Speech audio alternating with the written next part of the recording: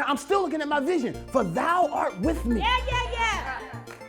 Are y'all following that? So I'm no longer looking at my distraction. I'm no longer studying how do I get over this. I'm no longer looking at it and saying, how do I get around this? I'm no longer looking at saying, do I deserve more? No.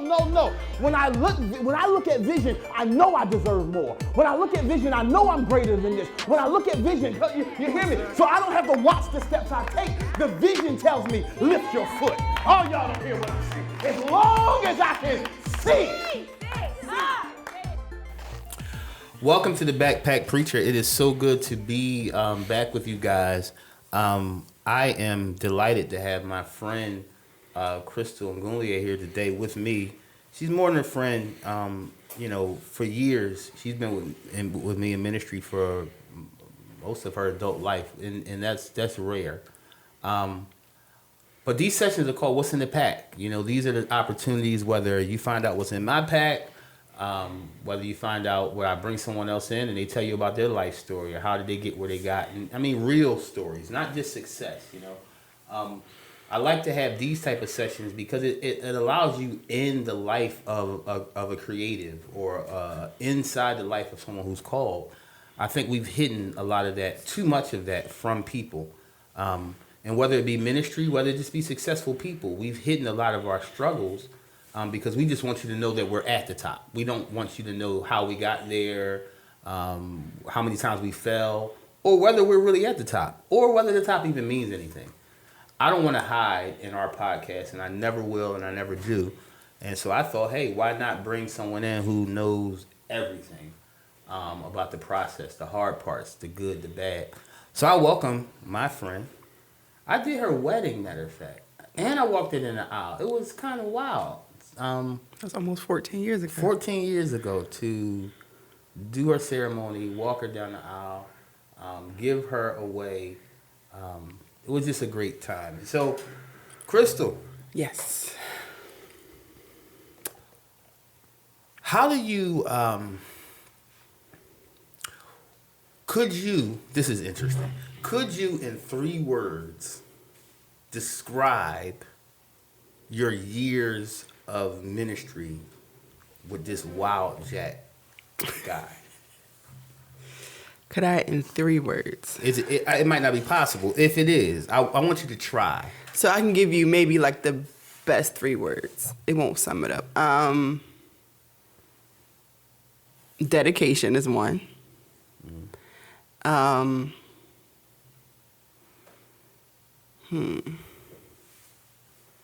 I can't use words. I can use phrases. Can we use phrases? Mm-hmm. Words. I'll say the word outreach, but that's just big in itself. That's like a big umbrella of things. And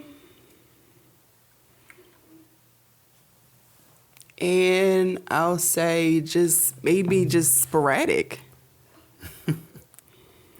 What of those 3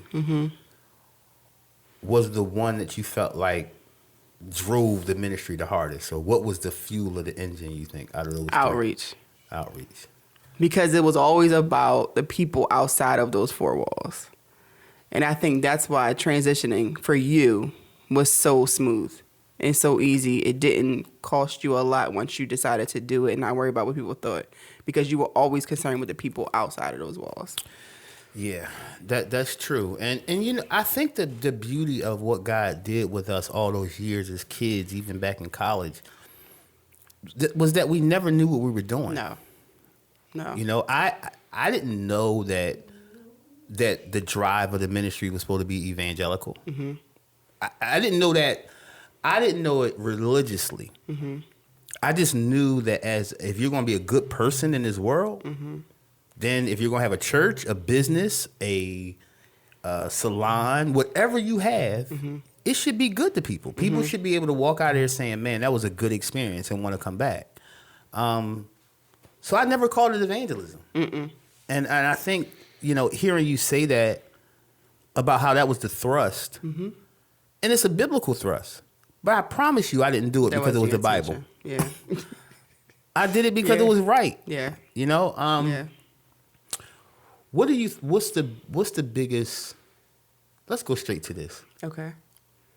No, let's slowly creep into this. What was your biggest thrill, you think, over all these years of your experience? What was some moments of thrill for you? Like, wow, this is a thrill. So I remember, and you're going to say you didn't like this moment, but I remember there was a time, it was maybe about 6 months or so after Mom died. And it wasn't even that far. Somebody had did something or said something to me. And it really like kind of made me say, you know what, I can't do this anymore.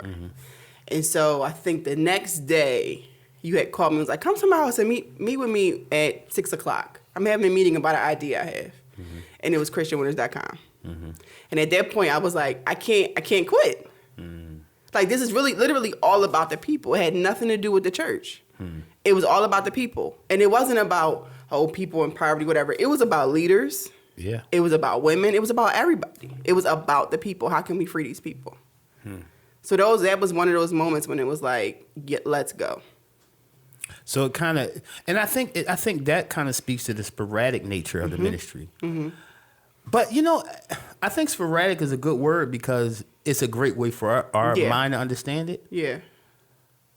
If I were to describe the same thing spiritually, I would say it was open. It was. It was. It was. Because, again, that word sporadic is a great word to describe it because it was. Like, even in that situation, it's like, okay, I hit this spot where I want to quit. I had no clue that you were at that spot. But here I am like, I got an idea. It wasn't, Crystal's going through something. Let me give her a title to keep her connected. Right. I had no clue. No. I just I didn't pray. God didn't reveal to me that you were going through anything. It was kind of like, I don't know. I just had an idea. Right. But in that openness to God to just have ideas was a healing salve that you needed at that time. I'll say this and I'll give it back to you. I love being uninvolved. And I had to keep it that way. As far as I was concerned, I had to keep it that way. Yeah. Just uninvolved. But I'm talking about uninvolved in the process of ministry. Uninvolved in what we're doing, basically, in a way of we're going to sit down and have meetings and we're going to plan what God is going to do. It's always been like, it's very random. We've been judged harshly for that. And I was going to say that. I was going to say, I think in the world of church, it's like if it's not organized, it's not God. Or if it's not organized, it's not good. And so I say the word sporadic on a positive note. Yeah. Like, everything doesn't have to be extremely organized and planned out. Sometimes God gives you an idea and you run with it. And those were some of the best things we've done. Let me ask you this, and you're going to get scared because you're just a scary person. And this is a real question, not a setup question. Did Jesus have a plan? Or did he just have a mission? I think he had a mission. It feels like it to me. Yeah, I think I'm not sure. I'm not, guys on this, listening to this podcast, watching YouTube. I am not saying that this is gospel truth. But we do have a right as human beings and sons of God to look at the scriptures, look at a lifestyle, and say, wow, I wonder what that is. That's what makes us strong Christians.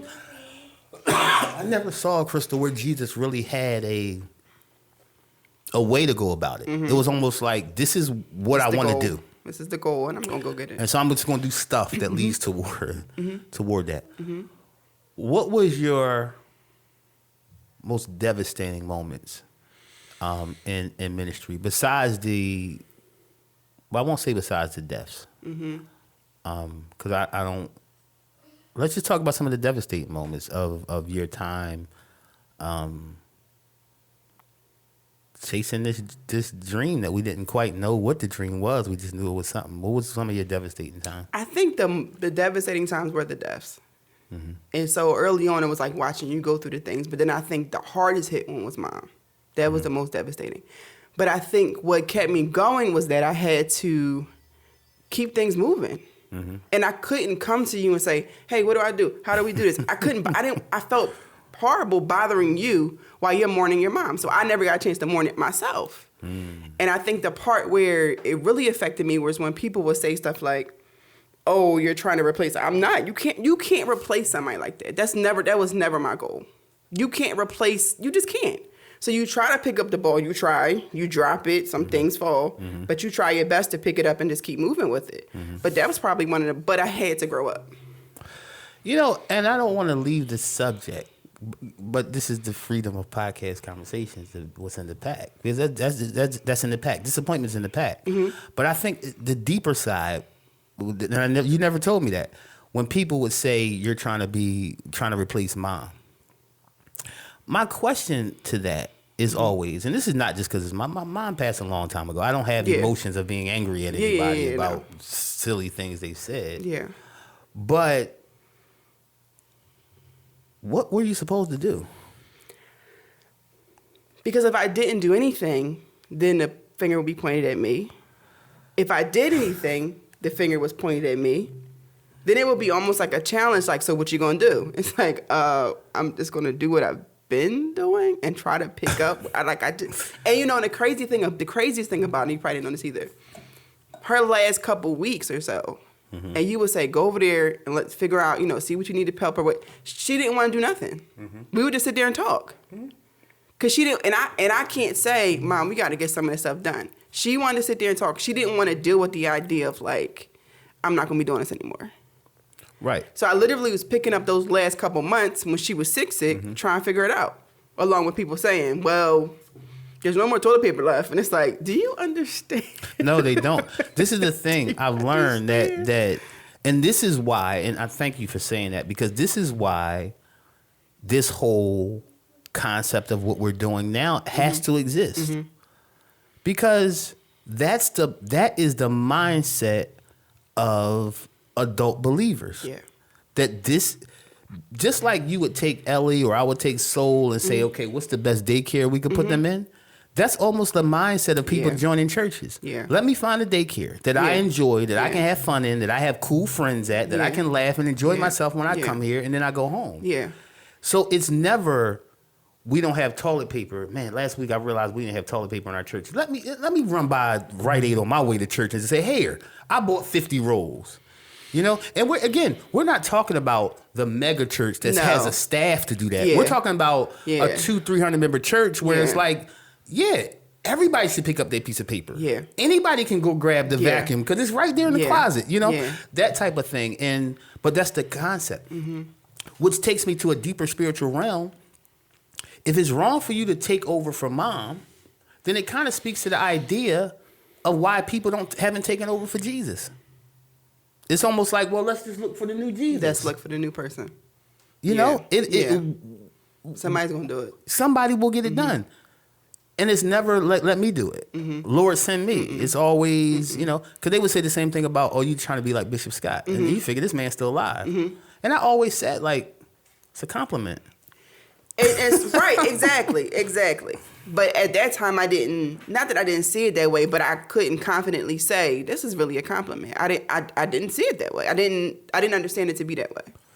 Because where do mantles come from? Right. They don't come from God. No, right. You've never seen a mantle come from God. Right. It's always come from a person. Right. Elijah to Elisha. Right. Right.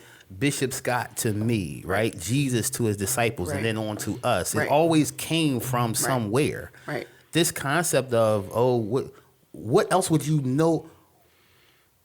That's like saying I'm always going to take the path unblazed. That means you're always going to have a hard way to go. Why wouldn't you walk somebody else's blazed trail? I just That's interesting to me. Yeah. What other times do you feel like, dang, this is pretty devastating? When you got sick in the last couple of years. Oh, the kidney stuff. Did you think I was going to die? I didn't, but I did. So I didn't. I did. I didn't. But I know so much happened during that time. But I knew if Boomy and I didn't keep you close, somebody would try to kill you. Like whether it be the people, like somebody was going to try to just take you down, all the way down. All the way down. Yeah. Like from the inboxes to the threats to the, you know, you're going to whatever and just die. All the craziness. And that, I kind of always laughed at that because it was never a real threat to me. Like when you've had guns drawn on you, or you've been in like in my younger years of shooting dice in the streets and stuff, like being robbed and stuff. And then, but deeper than that, going to Africa and facing down witches, it's very, or Williamsport and facing down warlocks. Yeah. It's very, Yeah. it doesn't impress me for some rando to jump in my inbox and say, God said you're going to die because you didn't give me a title while I was at your church. Right. Okay. Right. You know? Right. I think what hurt me more with those type of things was I gave these people my life, yo. But who am I to whine? Right. Because Jesus hanging up with his arms spread and nailed and his knees knocked together and nailed. Yeah. He gave them people his literal life. Yeah, literally. And they said, screw you. Yeah, still said it. Yeah. So it's almost like you just said, I never saw it that way. It's almost like a new perspective almost causes you to forgive. Yeah. Because it's like, my perspective is, dang, they crapped on you, Jesus. And you gave your blood. So it's cool. And the only thing that kept me from like going off during that time was your sister. I would call Janine like almost every day. And we just got through it. And that's what it is. And it's amazing you say that, because when it all is said and done, it is your family. Yeah, it is. It is. I don't care. Today being Kay's birthday. Yeah. I stopped. I paused. Where's my phone? Because I want to read it to you. Because it was important, and I realized it today. Even when I wrote his thing, I put a picture of him up, and I said, "My son has traveled the country with me, starting churches, campus ministries, even in the Southern Africa to run crusades, teaching schools, and today he's 16. The fun part is, neither of us knew what we were doing. Caleb Joseph Winter is my only son. The greatest birthday wish for you is to be better than me. And when that happens, it will be the only proof that I was worth anything in this world. Not a book, not a conference, or any notoriety, just a happy boy with my last name, your dad." Yeah. Yeah. Because, Crystal, you remember, we could take our minds all the way back to Nedro and Kamak. All I had was my kids.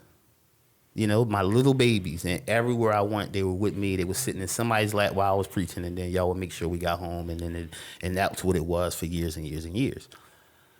It is ignorant to look around and say, "Oh, that apostle helped me, and that bishop sowed into my life, and that woman gave me a prophetic word." No, it was Caleb who was just there, wrapped around my leg. You know what I mean? And if we got that, then that's the strength to deal with everything else. Right.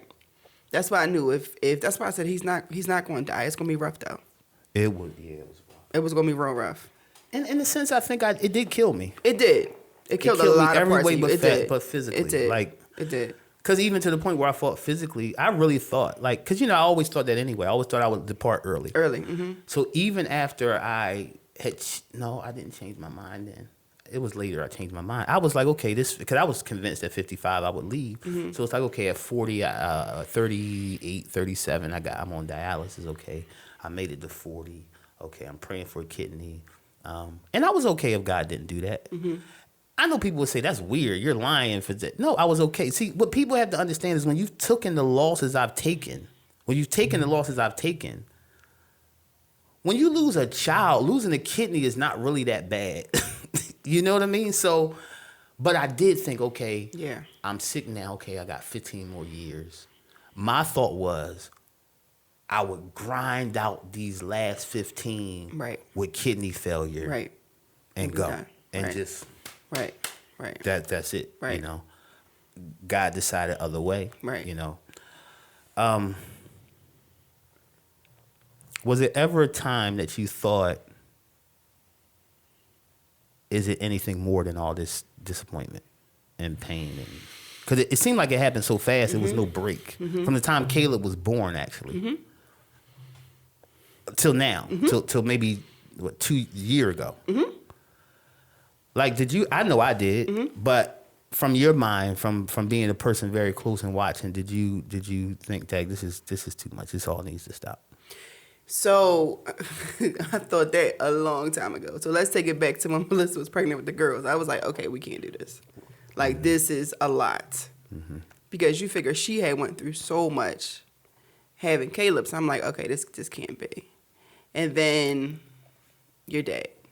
Mm-hmm. And I was like, okay. 2007. Right. No, let's do Lydia first. And I was like, yeah, we can't do this. This is not going to work. Yeah. All right, okay, we can't do this. We'll get through this. Then your dad. And I was like, and you mind you, this is the year Boomy and I got married. Mm-hmm. And so there's like, okay. Then mom, big diagnosis. I was like, nope. This cannot be. Like, this is going to be the miracle that this is what this is going to be. Yeah. Then it seemed like it was okay for a little bit. And then you getting sick. And I was like, nope. And I remember the first time you got sick, and we were like, no, you just got to go home and eat everything raw and just do clean and you'll be fine. Mm-hmm. You know, just really trying to just put that out the mind. Because we saw Melissa go through it. And it was just like one of those things like, you can't do this. Mm-hmm. Your life is going to change. You have to slow down. You can't travel the world. Mm-hmm. So January was very, very scary for me. Yeah. I was more scared about the surgery than I was about you actually being on dialysis. Mm-hmm. I don't know why, but I was actually more scared about the surgery than I was about. You know, it's and I hope leaders are listening to this, because it's something how a leader that's really has his heart with God's heart, you can get to the point, and I think you have to get there, where you kind of just throw up your arms and say, it is what it is. Mm-hmm. Like, you can suffer so much to the point where you say, look, it is what it is. I don't have no more prayers about things getting better or worse or either way. Right. I'm not going to kill myself. I'm just going to live this out, but this sucks. Yeah. It's almost like God almost puts people in your life that will continue to think about your protection because you no longer can. Yeah. Yeah. Yeah. Talk to people out there who are truly helping their leaders. I ain't talking about with titles. I'm talking about adjutants. Jesus didn't have adjutants. He had disciples. But anyway. The disciples never poured a glass of juice. Never wiped his sweat. Yuck. They learned to be him. True. So you adjutants out there, you better check what you learning, because if you only learning how to pour juice, you being played, homeboy. Jesus didn't call you to be an adjutant. He called you to be like him. And he ain't pour nobody juice. And neither should you. Yeah. Anyway. Done? Yeah. That was my rant. I just hate that. Mm-hmm. We watched it for years. I hate people using people. I don't want to leave the point we were on, though. What point were we talking about?